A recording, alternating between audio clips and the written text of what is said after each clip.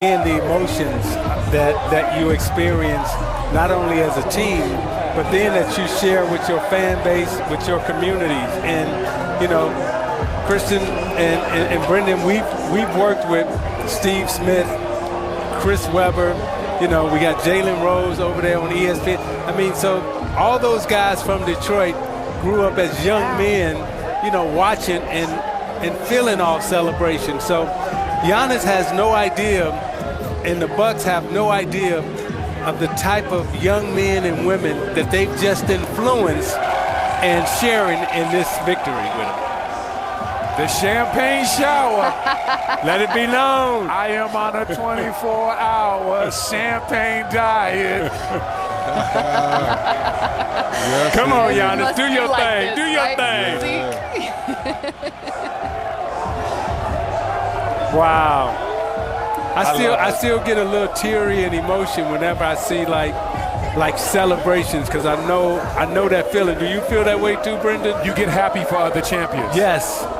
You know what you felt. You know what you went through. Yeah. When you see somebody else getting to experience it, you get happy for other champions. You're like, man, I remember that moment. I'm so happy for Giannis. So I'm so happy for a guy like a Jeff Teague that gets to experience that. PJ Tucker. So many guys that help this team that aren't the biggest names, whether we're talking about Bobby Portis, DiVincenzo, who got hurt, but he was a big part of helping get this team to the playoffs. You just get happy to see all those guys have that champagne diet, put those goggles on and be champions and do that dance. Do your dance, Donovan. We don't call that the Greek two-step. Yes, he sir. did, though, Brendan, become the first international player to be crowned Finals MVP since Dirk back in 2011. What is it like to play alongside a once-in-a-franchise player like him? When you play with somebody that is that unique, sometimes you take it for granted, but then there's times when you just watch and you're just like, wow, it's incredible what this guy does. In 2011, man, this dude's 7 feet tall, shooting one-leg fadeaways. Now, I know one-leg fadeaways seem like pretty routine now, but in 2011, he was the only guy doing it. And when you see somebody 7 feet doing it, it's amazing. And it's the same thing with Giannis. When you see somebody 6'11", 7 feet tall, handling the ball in transition, Euro-stepping all around the court, getting assists, but then at the same time making timely blocks and shutting down the basket, making plays above the rim. You're like, what are we really watching here? The guy's nicknamed the Greek Freak, and for a good reason, because on the court he's freakish. Hey, maybe for the dance moves too. Nigerian-born, moved to Greece. He and his brothers hustling on the streets. You know, the way that they came up, just hard grinding. You know, his story is so beautiful. Watching the NBA from afar, wanting to be a champion, talking about these moments. And now three of them are. And then living it. I mean, as you said, all three of them as kids. I mean, it is such a beautiful, incredible, international, inspirational story that has really never happened. I mean, it's the stuff that, fairy tales are made of. Without a doubt. 3D, I want you to weigh in here as well, because Giannis became the 5th lowest drafted player to win a Finals MVP. So what does that say about being underrated, underappreciated, and ending up on top? Well, Kristen, it's amazing because when you're unseen, you're unknown, right? So as he was building his resume, I think, Brendan, you talked about earlier, he didn't come up as a McDonald's All-American. He wasn't a big AAU phenom. He wasn't on anyone's real radar. If you go back, 9-10 years ago, and you saw the first video, you saw the skinny kid playing in maybe Division III or Division IV overseas. So you didn't see what you see today. But what he's shown us, guys, since he's been in the Milwaukee Bucks uniform, he's worked his tail off year after year, working on his game, his body. You remember how skinny he was the first couple of years? Now look at his shoulders, look at his arms. So all the things that we witnessed the last 8 or 9 years is sheer hard work, not believing all the naysay saying you can't do a certain thing on the court. So that's why I'm most impressed in what we're watching today, because each year Giannis has gotten better and better and listened to the coaches around him, and now you see the fruit of his labor. 3D, I'm going to go back to a moment you just reminded me of. When John Hammond was here and he drafted Giannis, and Billy McKinney was his assistant GM, they asked me to come down and spend some time talked to Giannis, and I never forget, he walked into the gym, and he was just all legs and arms. Right, right. He was legs and arms, and he was and they were just talking about what they wanted to develop and grow in him, and it's amazing that he's turned out to be that. How about Ben Baker? Congratulations, Ben Baker. As well. Marcus Johnson in the background. Yes. And Monty Williams walking into the building, walking into the room in order to congratulate Giannis and his team. Monty's a class act. Like I said, if I'm trying to find a coach to set the culture and set the tone, Monty Williams is the guy for me. Yeah. What can be said of the Suns' run this postseason? What can be said for the Suns' run is that it was incredible. Yes. This is the first time the Suns have been relevant in a very long time. And even though Milwaukee is the champions, we can't forget about what Chris Paul did at this stage in his career. Where Devin Booker ascended to as a young up-and-coming star in this league. What James Jones did as a front office executive to help put all these pieces in place. They have good young players, guys like Cam Johnson that were able to step up. What school did he go to? I think he went to a school down in Chapel Hill where they wear light blue. I might be mistaken. Okay. But still, we have to congratulate the Phoenix Suns. They had an incredible year as well. And at the beginning of the year, nobody had them at this point. So Monty Williams, Chris Paul, Devin Booker, those guys, they did a fantastic job helping get the Phoenix Suns here.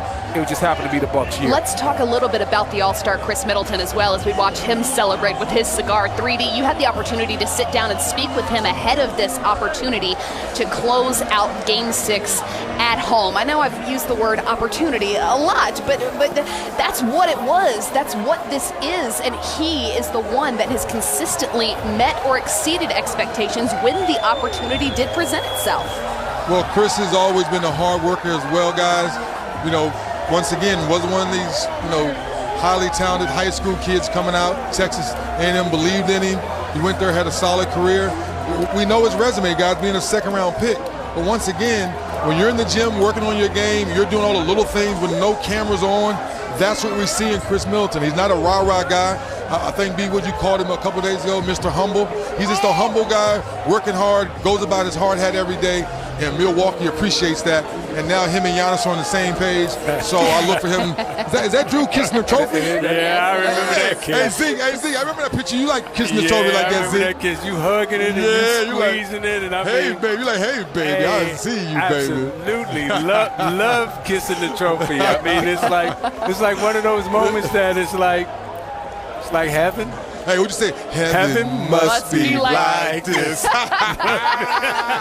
Yes, sir. But you guys brought up Chris Middleton. Just look at his journey. This guy went from being in the G League to being the finisher, to being a finisher on an NBA championship level team. Yeah. And like you said, it just goes to show you that it's not where you start, it's where you finish. Because I guarantee you, when he was playing in them G League games, he had to think to himself, am I going to be where I want to be? Yeah.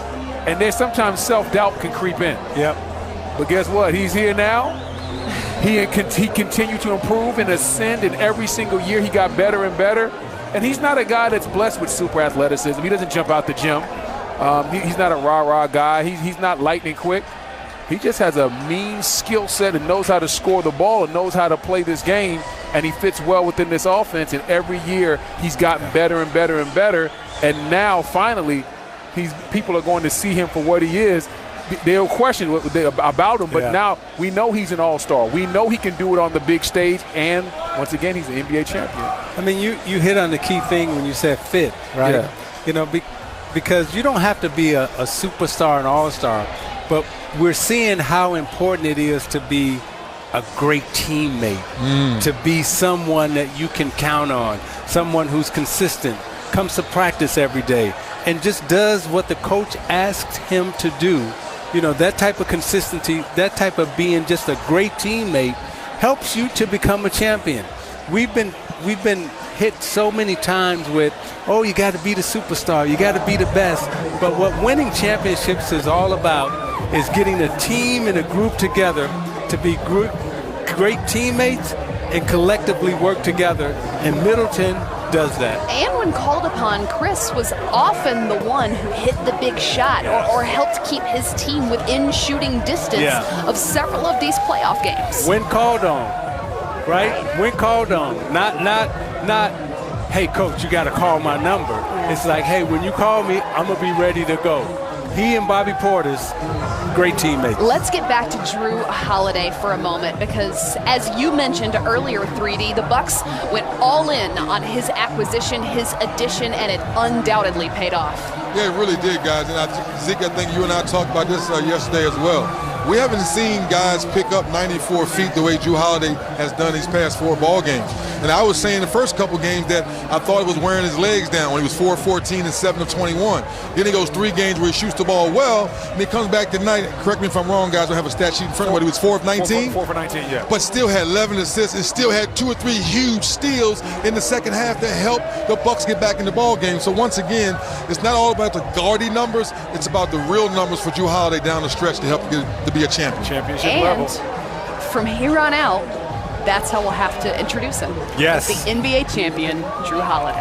Hey, his game reeks of nothing but versatility. There's some guys, when they're not scoring, they're snoring. That's right. Not Drew Holiday. He fills out the whole stat sheet. I'm really excited, by the way, as the show continues, because